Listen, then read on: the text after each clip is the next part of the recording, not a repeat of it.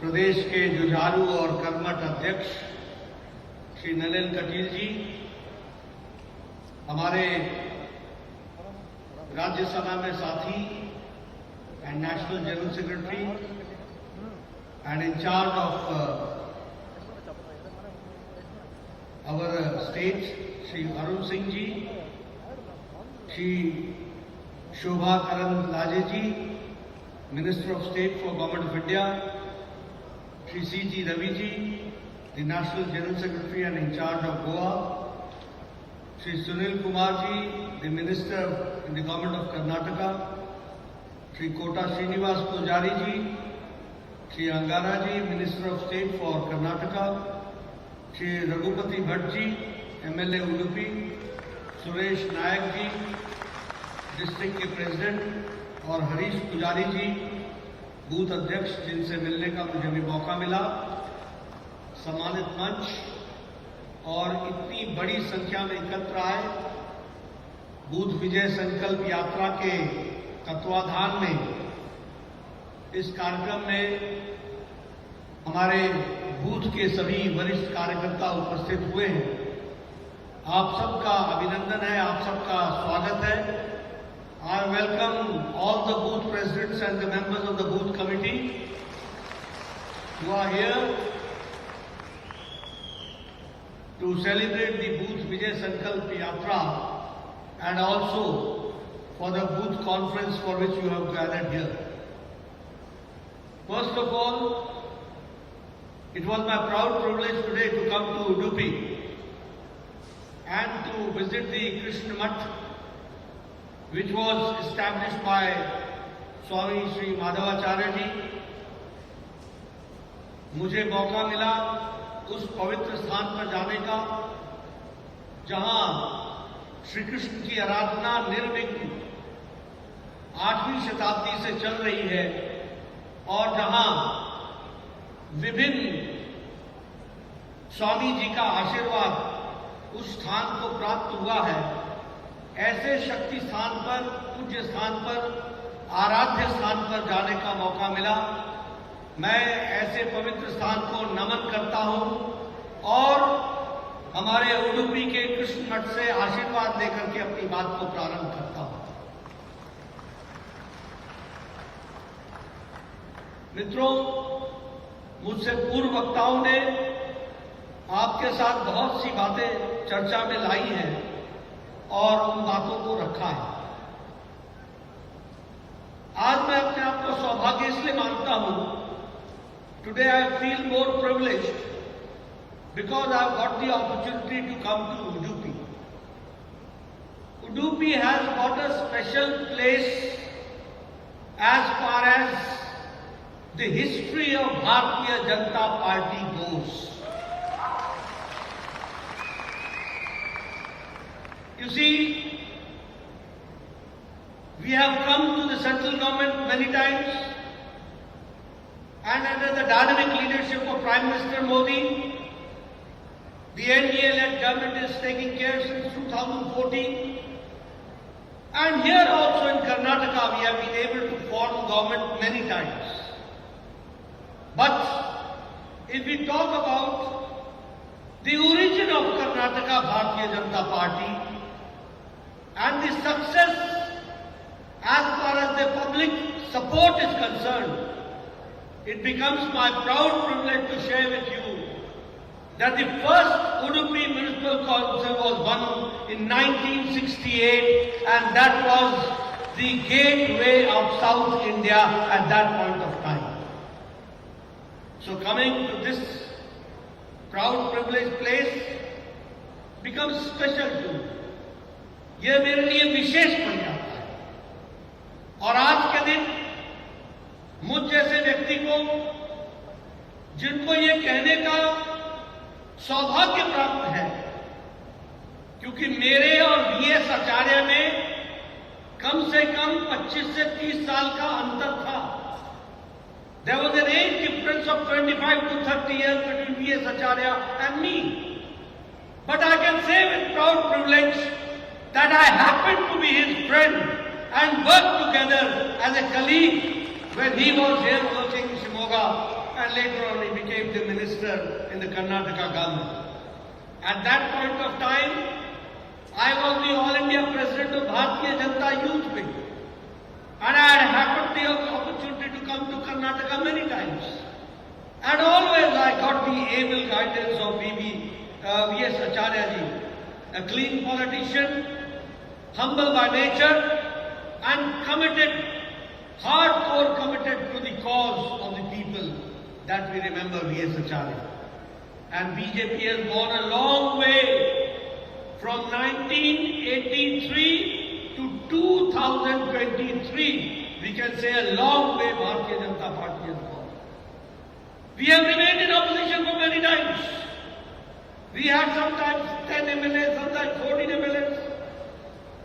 But slowly and steadily we could take, and today we can say in 2023 that we are the party in the governance and taking care of Karnataka and moving forward. मैं एक बात और भी आपको कहना चाहता हूं. Language is my hurdle. भाषा मेरे लिए प्रॉब्लम है. I can't speak Kannada, but I try to speak in English and in Hindi only to make you explain. Hindi. मैं आपको एक बात बताना चाहता हूं. यहां जितने लोग बैठे हैं और मीडिया के लोगों को भी मैं विशेष बात बताना चाहता हूं कि हम सब लोग बहुत भाग्यशाली हैं. We are the privileged ones. That we are कि हम भारतीय जनता पार्टी के कार्यकर्ता बनने का हमें सौभाग्य मिला है. ये हमारे लिए भाग्यशाली है.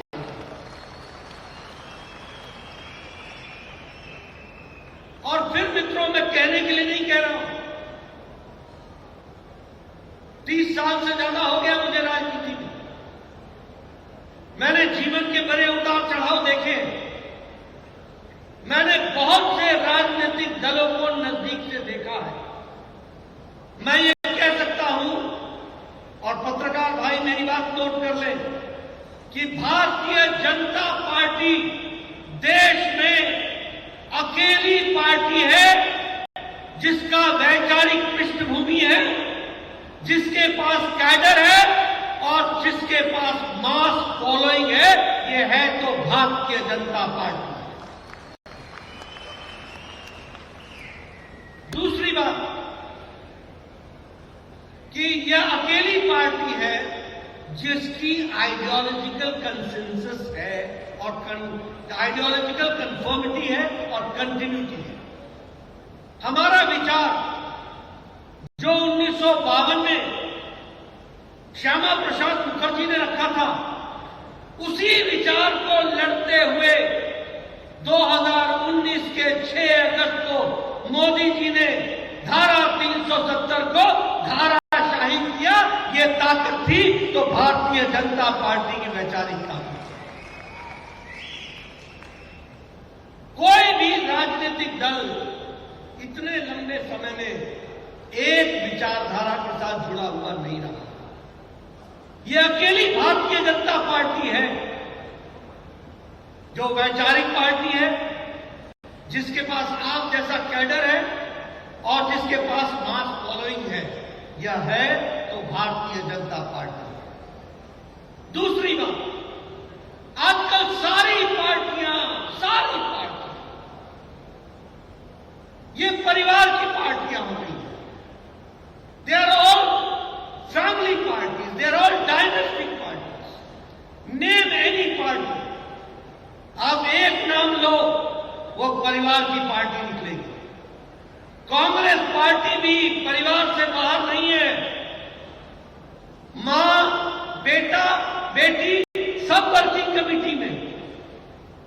ये सब परिवार की पार्टियां हैं. समाजवादी पार्टी परिवार की पार्टी, राष्ट्रीय जनता दल परिवार की पार्टी, शिवसेना उद्धव ठाकरे परिवार की पार्टी, ममता परिवार की पार्टी, बीजू एक व्यक्ति की पार्टी, वाईएसआरसीपी परिवार की पार्टी, तेलंगाना राष्ट्रीय समिति, भारतीय राष्ट्रीय समिति परिवार की पार्टी, AIDMK परिवार की party, all parties are family parties. It is only Bharatiya Janata Party which is a party with an ideology, which has got a mass following and which has got a cadre like you, that we have to understand. इसलिए सारी पार्टियां परिवार की party है और हमारी party party ही परिवार है, पार्टी ही परिवार है, ये हमको समझना चाहिए। मित्रों, आप सब लोग चुनाव में जा रहे हैं।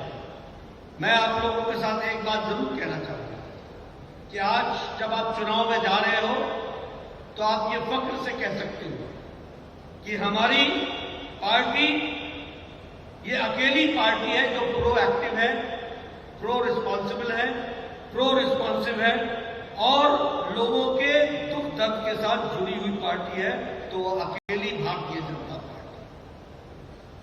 मित्रों, कोविड हुआ, आपको मालूम है कोविड में आज वैक्सीनेशन अमेरिका में 76% हुआ है, सिर्फ यूरोप में 67% हुआ है, चाइना का मालूम नहीं कि कितना परसेंट हुआ है। लेकिन हम यहां जरूर कह सकते हैं कि कोविड मैनेजमेंट में मोदी जी के नेतृत्व में 100% vaccination double dose Bharatiya Janata को लगा है और वह भी फ्री ऑफ कॉस्ट लगा, फ्री ऑफ कॉस्ट। ये समझ में आता है कि कोविड मैनेजमेंट भारत का is the fastest and the largest vaccination program. 220 crore double dose with booster dose ये लगा है, तो भारत में लगा है, इसको हमको समझना चाहिए। This is a proactive role. अगर मैं बात करूं यूक्रेन वॉर की, अगर मैं बात करूं तो अफगानिस्तान पर जो एक्सट्रीमिस्ट का अटैक हुआ उसकी बात करूं, आप कोई भी बात करेंगे तो मैं गौरव के साथ कह सकता हूं कि भारत अकेला देश है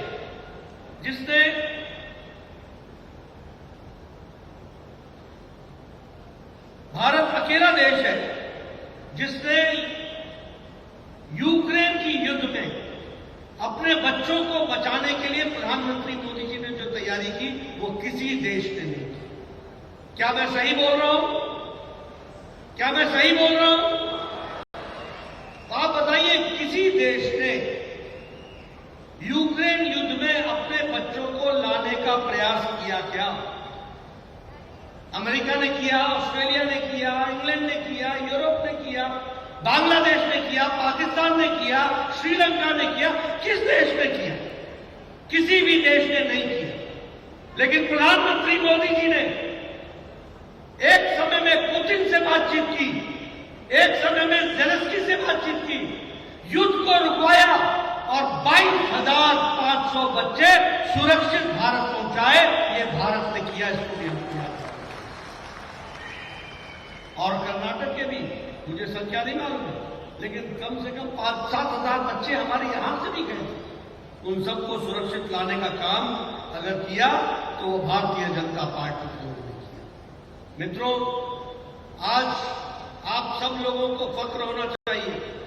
यू शुड फील प्राउड। इस देश को 200 साल 200 ईयर्स अंग्रेजों ने राज किया, ब्रिटिशर्स ने हमारे ऊपर रूल किया। आज आपको खुशी होगी कि इंडिया 10th इकोनॉमी से बढ़कर के ब्रिटेन को ओवरटेक करके, पछाड़ के 5th लार्जेस्ट इकोनॉमी बन गई है। ये भारत बन गया है, इसको भी हमको समझना चाहिए। उसी तरीके से आज अभी जो भारत ने 470 एरोप्लेन्स जो ऑर्डर किया है, फ्रांस को ऑर्डर किया, अमेरिका को ऑर्डर किया, ये बताता है कि भारत अब छलांग लगाने वाली economy prime minister Modi ji के नेतृत्व में बन रही है। और अमेरिका भी इंडेटेड होता है, यूरोप भी इंडेटेड होता है, इंग्लैंड भी इंडेटेड होता है कि आप जिस तरीके से भारत इकोनॉमी में आगे बढ़ रहा है वह निश्चित रूप से उन लोगों के भी इकोनॉमी को स्थान दे रहा है। आज इलेक्ट्रॉनिक मैन्युफैक्चरिंग में 2014 में हमारा एक्सपोर्ट 1 लाख करोड़ का था। आज 6 लाख करोड़ का इलेक्ट्रॉनिक गुड्स का हमारा करोड़ का हो रहा है। और आपसे मैं शेयर करना चाहता हूं, आप लोग भी कर्नाटक को कम जानते हो, मैं कहना चाहता हूं Karnataka is number 2 highest producer in special purpose heavy vehicle giving to the world that the Karnataka has to understand. ये कर्नाटक की स्थिति है। इलेक्ट्रॉनिक एक्सपोर्ट्स में हम 70,000 करोड़ रुपए का एक्सपोर्ट कर रहे हैं। मोबाइल फोन्स, मैं बूथ के कार्यकर्ताओं को इसलिए बताना चाहता हूं कि मोदी जी के नेतृत्व में भारत बदल गया है। इन 2014 में जब मोदी जी आए थे तो भारत 92%, 92% मोबाइल भारत बाहर से लेता था, 92%। और आज 2023 में India is manufacturing 97% of mobile, 97% of mobile. और आप सबसे मैं निवेदन करूंगा, नया एप्पल का मोबाइल खरीदना, अब नए एप्पल के मोबाइल में मेड इन इंडिया लिखा हुआ है। So India is manufacturing 97% of mobile. और स्टील मैन्युफैक्चरिंग में हम चौथे स्थान से दूसरे स्थान पर आ गए। Only China is ahead us, rest सारी कंट्रियों से हम आगे निकल आए हैं, यह भी हमको समझना चाहिए। फार्मास्यूटिकल्स में हमारा 138% इंक्रीज हुआ, 138%। 200 कंट्रीज को हम दवाई बेच रहे हैं और most cheap and most effective medicine are being produced in India. It is now the world's pharmacy that India has become. दुनिया की फार्मेसी भारत बन गई है, यह भी हमको ध्यान में रखना चाहिए। और एक बात सुन करके आपको और खुशी होगी, मैं शेयर करना चाहता हूं। जब मैं छोटा होता था तो always used to say that this is American car, this is Japanese car, this is Toyota, this is Datsun. कहते थे कि नहीं कहते थे? आपने भी सुना होगा, टोयोटा, डैटसन, जापानीज गाड़ियां।